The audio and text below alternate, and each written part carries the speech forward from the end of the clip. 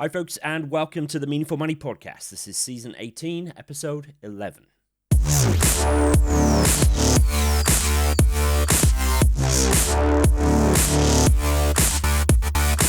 This is the podcast dedicated to helping you put your finances in order.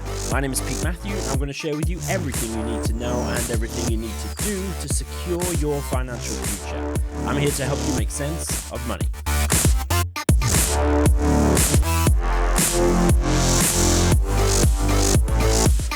Here we are once again. Great to have you with me for the ultimate guide to money and life, which sounds, let's face it, very much up itself, but it's intended really as a sort of distillation of everything you need to know and do to win at money and life, a kind of summary episode of this season of ultimate guides. So hope that sounds all right to you. As usual, after the main body of the show, I'll look at a review that's been left, give you some heads up as to what's coming over the next few weeks. But before any of that, as ever, remember the podcast continues to be brought to you with the help of my friends at 7 Investment Management. They've been helping me out here since the spring of 2011, so coming 10 full years, which is just nuts. So I'm super grateful to them. Please do check out what they're up to. They're at 7im.co.uk. That's the number 7im.co.uk. I wonder how many times I've said that in total over the years since the very first podcast. And this is, I think, episode 406 of the weekly show, of the Wednesday show, and there's been the 5 Minute Friday seasons on top of that. But anyway, definitely go check them out. Okay, so what follows is obviously far from an ultimate guide, really. I mean, the ultimate guide to life, no podcast would be long enough. We can talk about money, but life, I don't think we can ever deal with all that. But we're going to give it a go, and hopefully it'll be useful to you. Remember, notes and links from today's show, they're at the show notes. It's the only link you need to remember, meaningfulmoney.tv/UG11. Ready? Let's go and dive in to the ultimate guide to money and life. Okay, point number 1 in our ultimate guide to money and life is to spend less than you earn. Now, to say that this is the linchpin of all financial progress is actually to underplay it by some considerable margin. You just can't make any material progress with your finances until you master this basic skill of spending less than you earn. And if you think about it, in order to pursue retirement one day, or FI if you want to call it that, you're spending less than you earn now in order one day to be able to spend more than you earn, right? Now, there are two sides to spending less than you earn. You can spend less and you can earn more. So let's just talk briefly about each one of those in turn. Spending less, or perhaps a better way to put it is to control spending. That's about knowing where your money's going, all right, and then optimizing that by telling it where to go. So first you track and then you direct. And that requires you to be deliberate, intentional, one could say, about every pound that goes through your hands. And I'd love for there to be a sort of more palatable, easier to swallow, sugar-coated way of putting this. We can rename our budget as a spending plan or something nice like that, but the mechanics are actually the same. You've got to know where your money has been and, more importantly, where it's going. Now, there are ways, of course, to make the process easier. My 2-account system takes a lot of the strain out of it, but still, it requires you to be on top of your spending, to make smart decisions at every turn, or at least more than not. And, of course, we all do slip now and again, but that needs to be the exception rather than the rule. Nothing worth doing comes easy. At least I find that to be the case, and that's why I'm still chunkier than I should be. But there is more. There's more about setting and sticking to a budget in episode 1 of this season. I'll make sure there's a link in the show notes, obviously. Even more again in the first phase of Meaningful Academy, which is called Financial Foundations. And again, there's a link in the notes to that. And there's a coupon code, podcast, to get a discount on that. The flip side, of course, is earning more. All right, that might or might not be easy for you. Perhaps you've got young kids and a demanding job and you just don't have any more bandwidth to do any more work. Maybe you could negotiate a pay rise with your current job or go for a promotion, maybe. I did a whole season on making money back in 2018. Much of that is still very relevant. That was season 12, so I'll make sure there's a link to that in the notes as well. When we're starting out, the skill of spending less than you earn really is absolutely everything, right? And then as we go through life, it can be easy to take our eyes off the ball, let things slip a bit. Aggressive budgeting is a mark of the FIRE movement, and if that's your thing, then go for it. Personally, I like to enjoy the present, and I've got no interest in retiring super early. I'm still intentional with my spending, though. I always pay myself first. When we eventually retire, we'll likely be spending more than we earn because we possibly won't be working at all, or maybe we'll be working, but we won't be earning, so we're doing volunteer or charity work or something. But the skills acquired through careful budget management throughout life will stand us in very good stead. I mean, I've seen couples who have never really been great at controlling costs. They retire, then they inherit from their parents, and it's clear that they're actually going to burn through the inheritance money before they die, and that really doesn't bode well for later life. So spend less than you earn. It's so important, and that's why it's the first point in this ultimate guide to money and life. Spend less than you earn. Number 2, protect against disaster. We can have a perfectly thought out plan, immaculate budgetary controls, a clear investment strategy and all that stuff, but sometimes the universe just has other ideas for us. An unexpected job loss, long-term diagnosis, these things can completely derail our plans and leave us floundering around. So we tend to insure the things that are valuable to us, our houses, our cars, even our mobile phones, for crying out loud, and yet we leave our single biggest asset to the gods, to chance. What is that asset? Well, it's our ability to earn an income. If spending less than you earn is a linchpin of financial progress, as I said in the last point, actually having an income to spend less than is obviously pretty important. If you think about it, your ability to earn underpins everything else. I mean, you can't buy a house without an income. You can't pay your bills without an income. You certainly can't build wealth for the future without an income. And yet we just assume that our income is safe for the rest of our working life when it actually might not be. Redundancy, as difficult as that is, usually isn't a very long-term thing. I realize that's a generalization. Some of you will have had that experience. Might mean that you have to change roles, do something that you're not suited to for a while just to bring in some money, but usually before too long, you would hopefully be able to find work back in your sweet spot that you enjoy.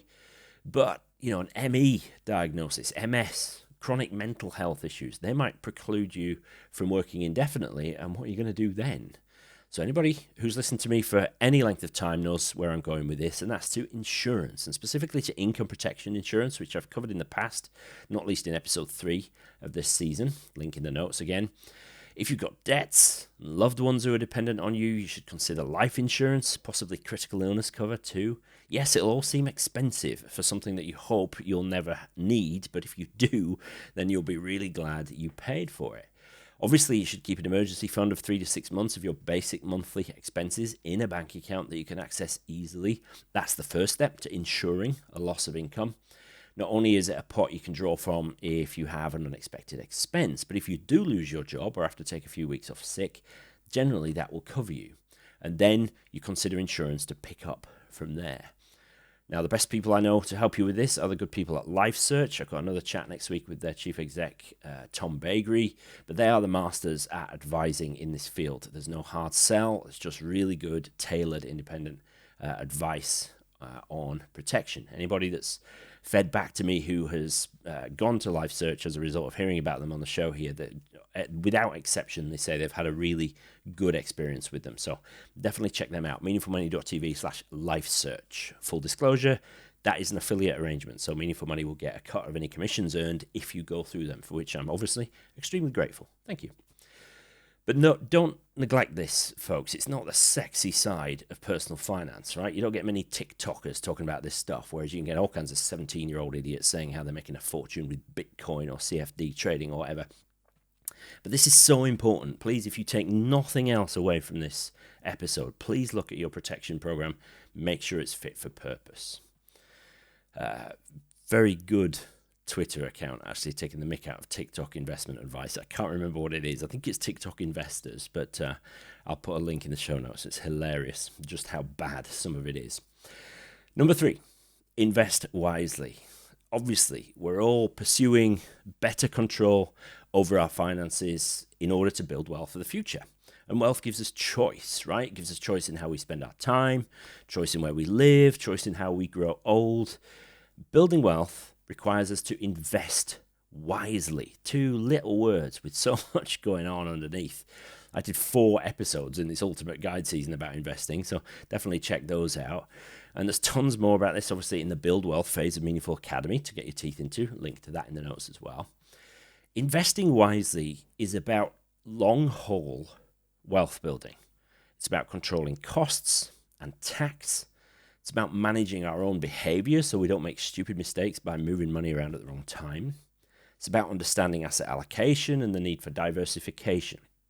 It is not about finding the next big thing.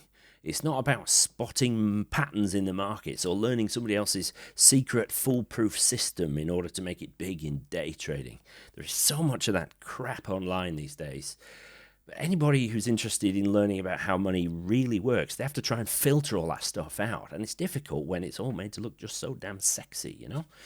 But if I think about it, I'm doing my best to make the unsexy rudiments of personal finance look appealing. And that's not an easy task when you're, 45-year-old grey-headed Yorkshireman. I'm not as sexy as some of these YouTubers that make everything just look perfect and great. But actually, this is the stuff that matters, right? Everybody, without exception, that I've ever come across in my 20-odd years of doing my job, everyone who has retired well has made money the steady way. If they've achieved FI very quickly, it's because they've been high earners but low spenders and have been able to put significant amounts of money away quickly. Most, though, have retired at something like the normal time of life, and those folks have built wealth slowly and consistently, and they've enjoyed the journey as they've done so. Not a single one of them have hit it big on big Bitcoin, angel investing, or whatever. I've got a couple of minor lottery winners as clients, but not the mega millionaires. Those folks who do, achieve wealth in that way, they are the outliers. That way of becoming wealthy is definitely the exception, not the rule. Whereas consistent, steady wealth building always works without fail. Essentially, it's guaranteed, right? Given enough time and consistency. So why wouldn't you go for that? So we all need to learn this stuff. We need to understand what makes money grow over time. Try not to have our heads turned by the sexier but ultimately untested and a lot less reliable methods. So these 3 steps, spend less than you earn, insure against disaster, and invest wisely, they are the simplest distillation of how to win with money that I can come up with. But I got 4 more things to say in this ultimate guide to money and life. So let's turn our minds to life in general while understanding that actually this next 4 points also have ramifications for our material wealth. So number 4, pursue knowledge.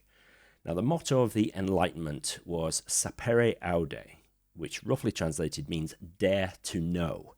Now I am no scholar of that period, but the point was, I think, not to just accept knowledge which was spoon-fed to you, which of course at the time was largely by the religious establishment. But instead the point is to pursue knowledge, continually bettering ourselves by learning from great minds and good examples. Now, if you'll forgive me, that's why you're here, right? I've done 20-odd years at the coalface of financial planning. I'm highly qualified, and given my sort of store of knowledge, and I was blessed with the talent to be able to explain stuff, or so people have told me. So you're here. You're learning from me, and I'm very grateful and very humbled by that. And in the community, meaningfulmoney.tv/community, we're learning from each other. I imagine if you're listening to me, you're listening to others, you're reading books, you're watching videos, participating in group discussions online, and that's really good, and especially so when it's done with a challenging mind. The last thing I would ever want you to do is just to accept everything I say blindly. Never do that. You should always challenge everything you hear or you read, right? And we need to sort of re-find our inner child and relentlessly ask why, and not just accept because I say so as a response, which worked on my kids, I'm pleased to say. One of the most difficult things we can do is to actively pursue information which might run counter to what we already believe. Confirmation bias, where we do the opposite of that. We only take in information which confirms our current position. That's dangerous and it's insidious, and we need to guard against it. We also need to guard against the potential for too much knowledge to be paralyzing. We can continue to pursue knowledge in the hope that, the next podcast we listen to or the next book we read will give us the magic formula or the final push we need to actually get on with whatever it is that we're learning about. I get emails all the time from people who know all the theory and yet are afraid to actually press the button and start investing.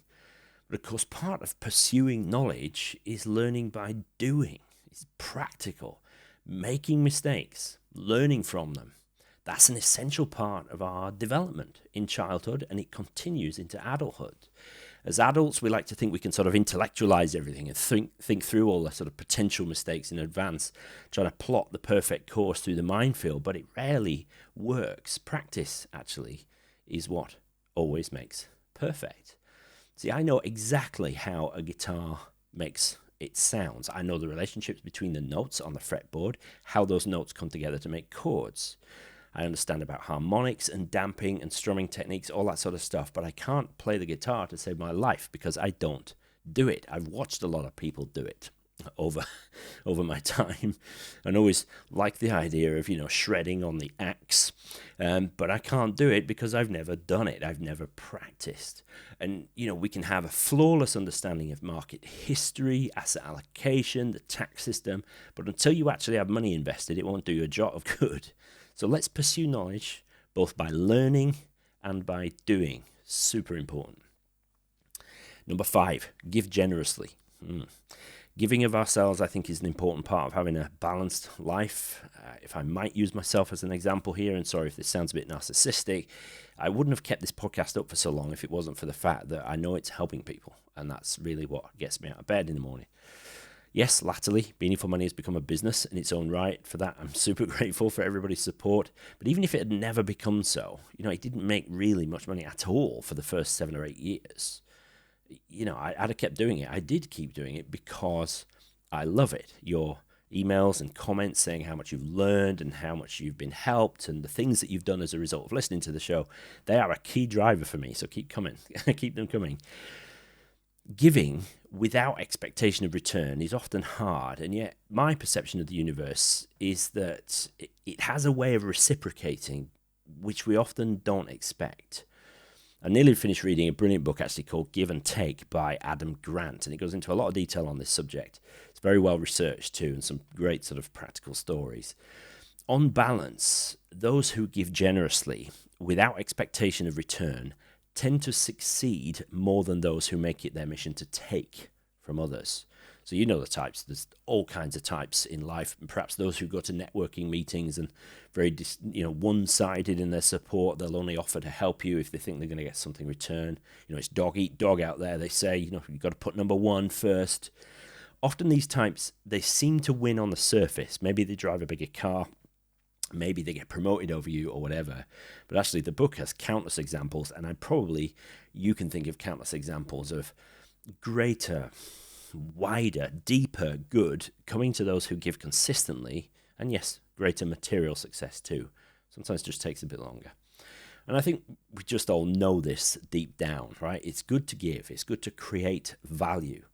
That's the essence of business, isn't it? Create value, get paid for it. And it's the essence of life. Give value, be rewarded, even if it's just, in inverted commas, a reward in the form of greater peace, happiness, well-being. Giving of our time, especially to our loved ones, arguably the greatest gift of all.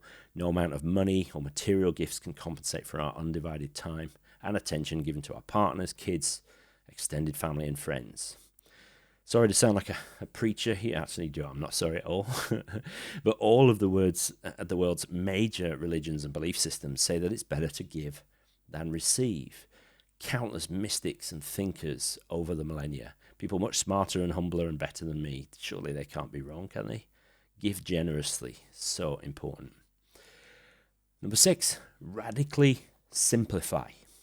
Long-term listeners will know that I like to simplify. Complexity, I think, is dangerous. It leads to a lack of engagement, inertia, head in the sand, kind of lack of action.